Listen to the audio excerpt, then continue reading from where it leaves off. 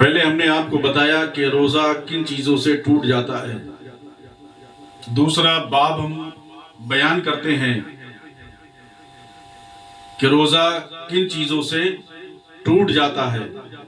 یہ دوسرا اس کا پارٹ ہے، دوسرا حصہ ہے، اس کو بھی آپ بغور سنیے گا۔ مرد نے مسئلہ ہے، مسئلہ کہ مرد نے پیشاب کے سوراخ میں پانی یا تیل ڈالا تو روزہ نہیں گیا، اگرچہ مثانے تک پہنچ گیا ہو۔ اور اگر عورت نے اپنی شرمگاہ میں ٹپکایا تیل یا پانی تو اس کا روزہ جاتا رہا۔ مسئلہ دماغ یا شکم کی جھلی تک زخم ہے، اس میں دوا ڈالی، اگر دماغ یا شکم تک پہنچ گئی تو روزہ جاتا رہا، خواہ وہ دوا تر ہو یا خشک۔ اور اگر معلوم نہ ہو کہ دماغ یا شکم تک پہنچی یا نہیں اور دوا تر تھی جب بھی جاتا رہا اور خشک تھی تو نہیں۔ مسئلہ کلی کر رہا تھا، بلا قصد پانی حلق سے نیچے اتر گیا، یا ناک میں پانی چڑھایا اور دماغ کو چڑھ گیا، روزہ جاتا رہا، مگر جب کہ روزہ ہونا بھول گیا ہو تو نہیں ٹوٹے گا۔ اگرچہ قصدن یعنی جان بوجھ کر ایسا کیا ہے تو روزہ گیا۔ یوں ہی کسی شخص نے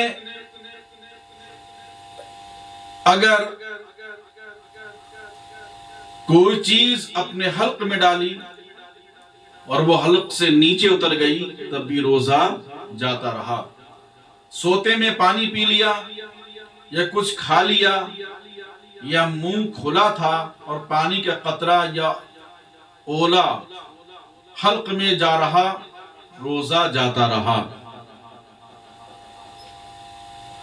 منہ میں رنگین دھاگا رکھا جس سے تھوک رنگین ہو گیا، پھر تھوک نگل لیا، روزہ جاتا رہا۔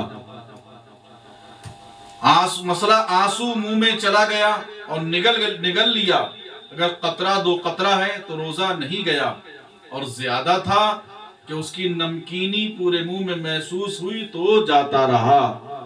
پسینے کا بھی یہی حکم ہے۔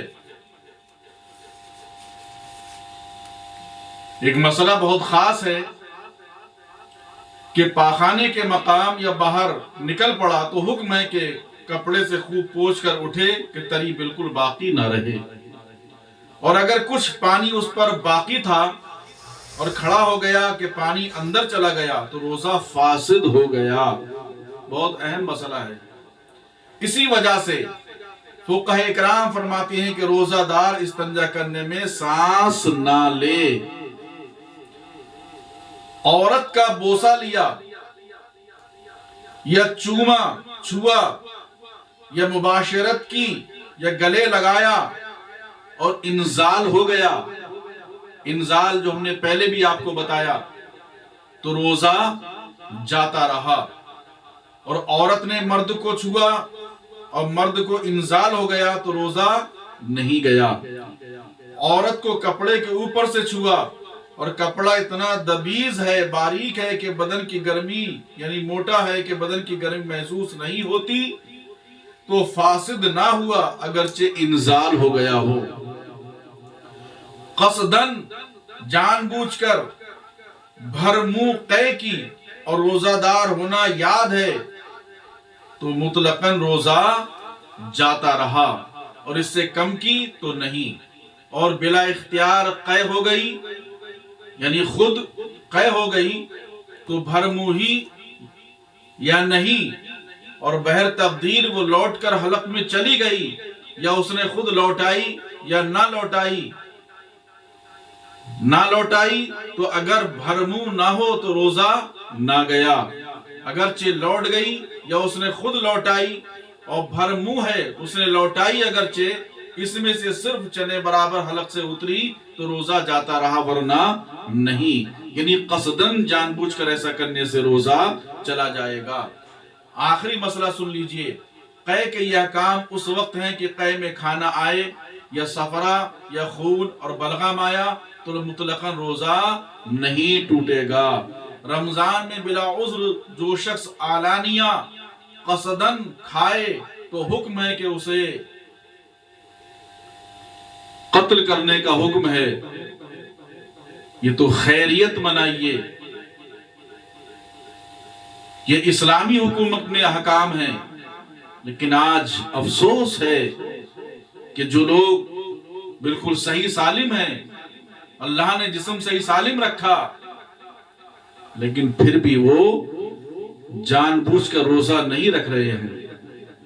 یہ مبارک مہینہ برکتوں کا مہینہ ہے، تمام برائیوں سے توبہ کیجئے، بھلائیوں کی طرف قدم اٹھائیے، اللہ اس کے رسول کو راضی کر لیجئے، خدا کے لیے خدا را راضی کر لیجئے۔ ہمارے پاس کوئی ایسے اعمال نہیں ہیں جو ہم جنت میں چلے جائیں، یہ تو مصطفیٰ جان رحمت صلی اللہ علیہ وسلم کی عطا ہے، مگر میرے آقا صلی اللہ علیہ وسلم نے جو احکام بیان فرمائے، جو قرآن و حدیث کے اندر ہیں، اس پہ تو ہمیں عمل کرنے کی ضرورت ہے۔